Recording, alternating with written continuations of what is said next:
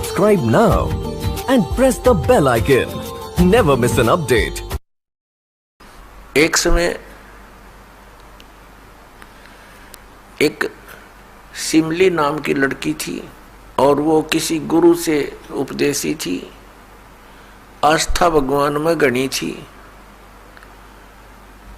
और प्रारंभ से ही ये ऐसा रहा है कि जगत और भगत का आपस में मतभेद बना रहा और जिस कारण से भक्तों को बहुत कठिन यातनाएं सहन करनी पड़ी। संसार की रीतियां, सांसारिक जो परंपराएं हैं वो यहाँ इस काल के जाल में रहने के लिए व्यवस्थित है, एक व्यवस्था है। और जो लोग परमात्मा से परिचित नहीं है वो इन्हीं में व्यवस्थित है। उस लड़की की बहुत आस्था थी। नगर के बाहर एक साधु का आश्रम था। वो लड़की उस महात्मा को आहार करा के आती थी, उनकी सेवा भी करती थी और शाम के समय अपने घर आ जाती थी। कुल के लोगों ने, परिजनों ने बहुत कुछ प्रतिबंध लगाए लेकिन लड़की नहीं मानी। उस सिमली का एक भाई था, मंसूर नाम था उसका। उसको अन्य व्यक्तियों ने कहा कि आपकी बहन शाम के समय और गैर टाइम को वक्त जाती है संत के आश्रम में। देख ले भाई, इज्जत का सवाल है और पूरे नगर में चर्चा चलती है अपनी बहन को बनाकर। अब मंसूर ने सोचा भी पहले ये देख तो लूं वास्तव में वहां उस आश्रम में ऐसा क्या है। इस दृष्टिकोण से जब उसकी बहन शाम के समय प्रतिदिन जाती थी साधु का भोजन लेकर, जिस दिन घर वाले भोजन नहीं देते थे तो वैसे जाती थी, उनकी सेवा कराती थी, कोई कपड़े धोआती थी, कुछ देर उनकी चरण दबा देती थी। अब मंसूर ने, भाई ने सोचा कि सीधा संत से बोलना अच्छा नहीं होता। साधु संत बड़े सहनशील होते हैं और सिद्धि युक्त होते हैं। अपराध के विषय में कुछ उठपटांग कहना हानिकारक हो सकता है। उसने क्या किया कि आश्रम के बाहर खड़ा हो गया और जैसी भी कच्ची पक्की कोई द्वार थी उसके अंदर कोई सुराख था। उस सुराख से वो देखने लगा। छोटा सा आश्रम था, को 100 गज का होगा, गणित 150 गज का, और उसमें एक झोंपड़ी डली हुई थी। संत जी बाहर बैठे थे, गर्मियों के दिन थे, चंद्रमा की रोशनी थी। तो उसने देखा कि लड़की ने जाके भोजन कराया महात्मा को, फिर बर्तन साफ किए, 1-2 कपड़ा धोआ, फिर महाराज जी के चरणों को दबाने लगी, सेवा करने लगी। तो क्या हुआ कि ऐसे उस महात्मा ने हाथ किया, आकाश से एक अमृत का प्याला आया। संत ने पिया, आधा उस बेटी को दिया। संत ने कहा कि बेटी, इसमें से थोड़ा सा एक नालायक व्यक्ति खड़ा है, उसके भी मार दे एक छींट। इस सुराख के अंदर से जा और उसके भी लगा दे, थोड़ी सी कल्याण हो जा। एक नालायक व्यक्ति खड़ा है। अब उसने जाकर के, लड़की ने आदेश पालन करना था, सुराख में ऐसे कर दिया। उसने देखा कौन है, कैसे है, तो उसके भी जीभ पर वो थोड़ा सा अमृत की छींट लगी। एकदम उसके हृदय में एक विशेष प्रेरणा हुई कि मैं बहुत पापी हूँ, मैं नीच हूँ, और ऐसे पाक साफ महापुरुष के विषय में मेरे मन में दोष आया, रोता हुआ आश्रम के अंदर प्रवेश हुआ और कहा महाराज मुझ पापी का भी उद्धार हो सकता है। मैंने आपके बारे में बहुत गलत सोचा। उस संत ने कहा बेटा जब तक बोध नहीं होता, ज्ञान नहीं होता, तब तक प्राणी के ऐसे अपराध अक्षमा करने योग्य होते हैं। और बेटा कोई जानबूझ कर करोगे, दीक्षा उपदेश लेने के बाद आपके मन में ऐसा संत के गुरु के प्रति दोष आता है तो फिर आप पाप के भागी भारी बन जाओगे। काफी देर सत्संग सुनाया। प्रतिदिन वो भक्त अपनी बहन के साथ दिल्ली आने लग गया। खूब सत्संग सुना, दोनों बहन भाई मिलकर सेवा करते थे। फिर क्या हुआ कि उसके हृदय में एक ऐसी प्रेरणा हुई, अनल हक। उस संत ने उसको एक मंत्र दे दिया, अनल हक, कि इसका जाप किया कर। अपने आत्माओं पिछले पुण्यकर्मी प्राणी ही परमात्मा की खोज में लगते हैं। उनको ही इतना शीघ्र इन बातों का असर होता है, संत के वचनों का। तो महान पुण्यात्माओं में से एक था मंसूर, और संत की कृपा से उसके पिछले पुण्य स्टार्ट हो जाते हैं, उदय हो जाते हैं, और वो प्रेरित होकर के वो भक्ति प्रारंभ कर देता है। जैसे एक फॉर एग्जाम्पल, जैसे कोई कटोरी में घी डाल रखा है, उसमें एक ज्योति भी रखी है, और वो ज्योति जला रखी थी, बुझ गई, घी भी है उसके अंदर, बनी बनाई बाती भी उपलब्ध है। एक सीख लगाने की आवश्यकता है, वो जग जाएगी। तो जितने भी पुण्यकर्मी प्राणी हैं, जो भी साधु संत महापुरुषों के प्रवचन सुनते हैं, किसी भी संत के, चाहे उसने भक्ति मार्ग का कति ज्ञान नहीं, लेकिन भगवान की महिमा तो वो भी सुना ही देते हैं। तो उससे क्या होता है कि वह ज्योत जग जाती है। अब वह ज्योत तक जगगी, जब तक पूर्व जन्म का उसके अंदर घी है यानी पुण्य है, तो वो जगेगी, प्रेरणा बनी रहेगी भगवान के पाने की। यदि आगे उसमें विधि घी उसके पास नहीं है डालने के लिए, तो वो ज्योति भी जल जाएगी और घी भी समाप्त हो जाएगा, और सारा कटोरा व कटोरी काली हो जाएगी। तो पुण्यात्मा उस अनल हक मंत्र के गुरु जी ने दे दिया, जो मंत्र देना था उसको। अनल हक का अर्थ होता है अहम ब्रह्मास्मि, मैं ही ब्रह्म हूं, मैं ही परमात्मा हूं, अनल हक। हालांकि ये कोई मंत्र वंत्र नहीं था, लेकिन उस मंसूर के अंदर वो पूर्व जन्म का घी और ज्योति रह रही थी, वह जगगी। अब उस मंत्र से भविष्य में तो कोई लाभ उसको होना नहीं था, क्योंकि वो चार्जर ठीक नहीं था। पूर्व जन्म की बैटरी से उसमें इतना प्रभाव था, इतने पुण्यों से, कि उसने अनल हक कहना शुरू कर दिया कि मैं ही परमात्मा हूं।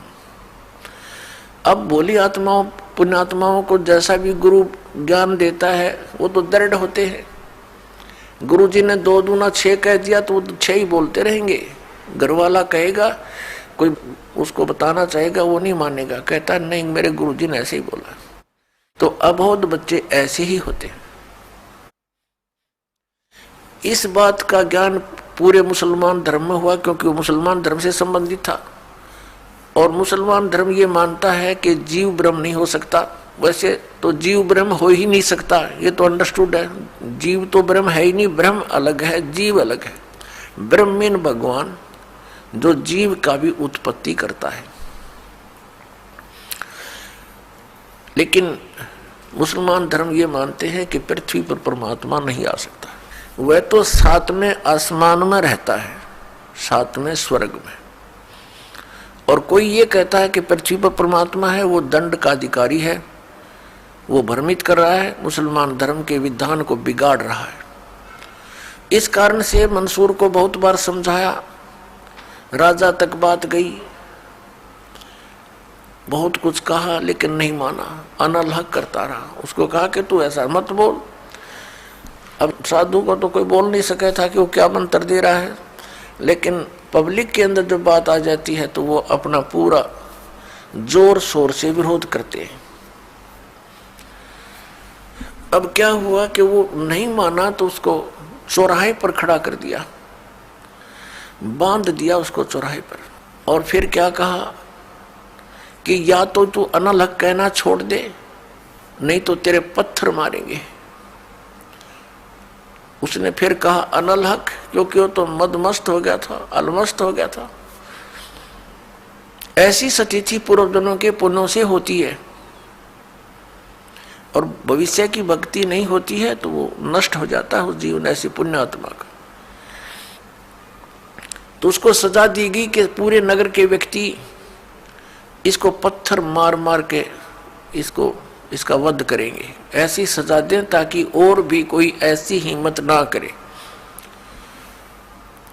तो सभी लाइन में आ रहे थे और पत्थर मार रहे थे, तू पापी है, पत्थर मार रहे थे, निकल जाते थे। अब उसकी बहन सिमली का भी नंबर आ गया। जब और पत्थर लगा रहे थे वो हंस रहा था, अनल हक अनल हक हंस रहा था। और जब उसकी बहन सिमली का नंबर आया वो भी लाइन में खड़ी थी। तो बहन ने सोचा पत्थर तो मैं नहीं मारूंगी, लेकिन लोक लाज में आके उसने फूल उठा लिया कि मैं फूल मार आऊंगी उसके। यहाँ ये लोग भी ना मेरा विरोध करेंगे और भाई का चोट भी ना लगेगी। उसने फूल मारा, फूल मारते ही वो रोने लग गया, बहुत बुरी तरह रोने लगा। तब सिमली ने कहा कि भाई लोग तेरे पत्थर मार रहे थे, उनके पत्थरों से नहीं रो रहा था और तू मेरे फूलते रोने लग गया। अरे ये कोई चोट थोड़ी लगी तुझे? उसने कहा सिमली ये तो अनजान थे, इनका मुझे दुख नहीं था, तू तो परिचित थी मैं किसके ऊपर फिदा हो रहा हूं। और तेरा हाथ कैसे हो गया नालायक मेरी तरफ? तूने भगवान की तरफ हाथ कर दिया, मैं भगवान के लिए ड्यूटीड हूं और तूने क्या समझा फिर ज्ञान को? न्यू रो रहा हूं, तेरा जीवन बर्बाद हो गया, तूने ज्ञान समझा नहीं बहन। तेरे फूल का मुझे इसलिए दर्द हुआ, तू तो परिचित थी इस बात में। उसके बाद नहीं मरा वो पत्थरों से, कहने लगे या तो कहना छोड़ दे अनल हक, नहीं तेरा हाथ काटेंगे। उसने कहा अनल हक, हाथ काट दिया। फिर कहा दूसरा हाथ काटेंगे या बंद कर दे, अनल हक। तेरी गर्दन काटेंगे, बंद कर दे, अनल हक, काट दिया। अब उसको गाड़ा नहीं, मुसलमान धर्म में नीचे दफनाते हैं जमीन में, उसको सवा कर दिया काफिर समझकर कि काफिर जलाए जाते हैं, उनकी सोच है। और उस राख को जल में फेंक दिया कि इसका नामो निशान मिट जाए दरिया में। कहते हैं वो राख भी, ऐस भी, वो बबूत भी अनल हक अनल हक अनल हक करती जा रही है। और 1000 मंसूर बनकर गलियों में घूम रहे हैं। सबने दरवाजे बंद कर लिए, टट्टी पेशाब निकल गया, लोगों का घबरा गया, ये क्या हो गया, भगवान का भगत था, ऐसा हो कर दिया इसके साथ। तो पुण्यात्माओं, अब ये ज्ञान है, तत्व ज्ञान है, इसको बहुत गहराई से समझना है। इससे कई कंसेप्ट क्लियर होंगे। अब प्रसंग तो चला है कि जिस परमात्मा के पाने के लिए और जिस लोक में जाने के लिए महापुरुषों ने ऐसी कुर्बानियां दी, तो कैसा है वो भगवान, कैसा होगा वो देश, ये अंडरस्टूड है। दूसरी बात ये है इसके अंदर कि कोई ये सोचे कि अनल हक मंत्र से उसमें या शक्ति आ गई थी, नहीं। उस अनल हक मंत्र के जाप करने वाला पूरा गांव था, नगर था, आसपास के और भी बहुत लोग थे जो वैसे उपदेशी थे, आसपास के बहुत से उनके शिष्य थे, लेकिन वो गुप्त रखते थे, सामने किसी को बताते नहीं थे, लोक लाज के कारण। तो कहने का भाव ये है कि उस एक मंसूर के अंदर ये क्यों काम कर गया और सिमली में नहीं किया उसने। ये पिछले ही पुण्य से होते हैं पूर्ण हंस मुराद, ये पूर्व जन्म के संस्कार थे, उस मंत्र का इसमें कोई योगदान नहीं था। अब प्रसंग जो चल रहा है उसी पर हम थोड़ा सा डिस्कस करते हैं कि जिस परमात्मा के लिए इतनी कुछ कुर्बानियां संत महात्माओं ने की, तो वो कैसा है भगवान, ये तो अंडरस्टूड है कि वो कितना सुखदायी होगा, और वहां जाने के बाद प्राणी को कैसा सुख होगा। उसके लिए हम फिर कौन सी विधि अपनावें, कौन से ग्रंथ को सत्य माने, किस गुरु की बात पर विश्वास करें। कोई कुछ विधि बताता है, कोई कुछ विधि बताता है, और सभी कहते हैं तुम्हारा कल्याण होगा, तुम्हें मोक्ष प्राप्ति होगी। तो उसके लिए हमने ये जानने के लिए कि कौन सा मंत्र, कौन सी विधि है, वे ऑफ वर्शिप, जो यथार्थ है।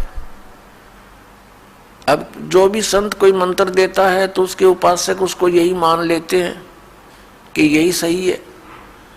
दूसरा बताता है नहीं ये मंत्र ठीक नहीं, ये विधि ठीक नहीं। तीसरा कहता नहीं ये हमारे गुरुजी ने ऐसे बताया है, ये सही है। इसका निर्णय कैसे हो? जैसे किसी अपराध के ऊपर कुछ अधिवक्ता, एडवोकेट आपस में डिस्कस करते हैं। एक कहता है इस अपराध के ऊपर ये धारा लगेगी, दूसरा कहता नहीं इसकी ये धारा बनती है, इसका ऑफेंस इस धारा के अंतर्गत है, तीसरा कहता नहीं इसके ऊपर ये अन्य धारा लगेगी। तो उन तीनों का फैसला कहाँ होगा कि कौन सी धारा के अंतर्गत ये ऑफेंस है? वो संविधान के अंदर देखा जाएगा, और संविधान के अंदर जो लिखा है वो फाइनल है, वो धारा उसी के अंतर्गत वो ऑफेंस है, तो उसके ऊपर वही धारा होगी, उसी के आधार पर उस पर कार्रवाई कोर्ट में होगी, वो सही है। ठीक इसी प्रकार हमारे पवित्र जो शास्त्र हैं, सदग्रंथ हैं, ये सभी शास्त्र हैं जैसे पवित्र पांचों वेद। चार वेद तो ये वेल नोन है, ऋग्वेद, सामवेद, यजुर्वेद, अथर्ववेद। एक पांचवा वेद है, वो स्वयं परमेश्वर के द्वारा अपने मुख कमल से बोला जाता है। प्रत्येक युग में परमात्मा अपने उस तीसरे मुक्ति धाम से यानी सतलोक से चलकर आते हैं और अपने मुख कमल से उस यथार्थ ज्ञान पांचवें वेद को बोलते हैं। वो लिपिबद्ध कर लिया जाता है, वो पांचवा वेद होता है, वो कबीर वाणी है, वो परमेश्वर के मुख कमल से निकली सच्चिदानंद घन ब्रह्म की वाणी है।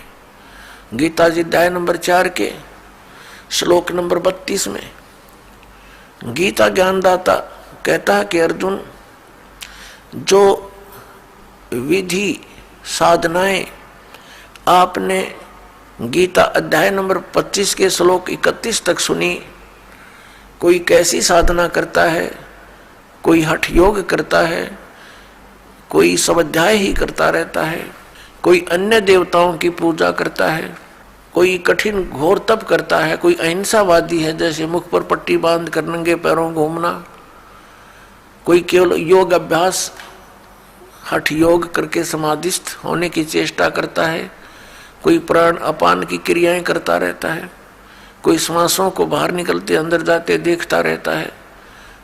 इस प्रकार से सभी साधक अपनी अपनी साधनाओं को वो पाप नाश करने वाली जानते हैं, मोक्षदायक मानते हैं। यदि वो इनको गलत मान ले तो इनको छोड़ दे, क्योंकि भिन्न भिन्न साधनाएं और सभी कर रहे हैं और पाना एक परमात्मा को, तो ऐसा कभी नहीं हो सकता। उस परमात्मा के पाने की एक ही विधि है जो हमारे सदग्रंथों में विद्यमान है। तो उसके बाद बताया है कि ये सभी इस प्रकार के यज्ञ यानी धार्मिक अनुष्ठानों की जानकारी विस्तार के साथ, ये चौथे अध्याय के 32वें श्लोक में श्रीमद् भगवत गीता जी में लिखा है कि इस प्रकार के धार्मिक यज्ञों की जानकारी, यज्ञ माने धार्मिक अनुष्ठानों की जानकारी सच्चिदानंद घन ब्रह्म यानी ब्रह्मणे मुखे सच्चिदानंद घन ब्रह्म की वाणी में विस्तार के साथ कही गई है। और उसको जानने के उपरांत फिर तू सभी कर्म बंधन से मुक्त हो जाएगा। चौथे अध्याय के 34वें श्लोक में कहा कि वो तत्व ज्ञान जो परमात्मा ने अपने मुख कमल से बोला है वो तत्व ज्ञान है। उस तत्व ज्ञान को तू तत्वदर्शी संतों के पास जाकर समझ। वो तत्वदर्शी संत तुझे उस परमात्म तत्व का ज्ञान कराएंगे। इससे एक तो ये सिद्ध हो गया कि गीता ज्ञानदाता कंप्लीट नॉलेज, स्पिरिचुअल नॉलेज नहीं रखता। उसने ऑप्शन छोड़ दिया कि वो यथार्थ ज्ञान उस परमात्म तत्व का 18वें अध्याय के 62वें श्लोक में गीता ज्ञानदाता जिस अन्य परमात्मा की शरण में जाने को कह रहा है, उसकी जानकारी कहते हैं उस तत्वदर्शी संतों के पास जाकर समझ, वो बतावेंगे। गीता ज्ञानदाता नहीं जानता। इस वीडियो के बारे में अपनी राय नीचे कमेंट सेक्शन में हमें बताएं और अपने दोस्तों के साथ ये वीडियो शेयर करना ना भूलें।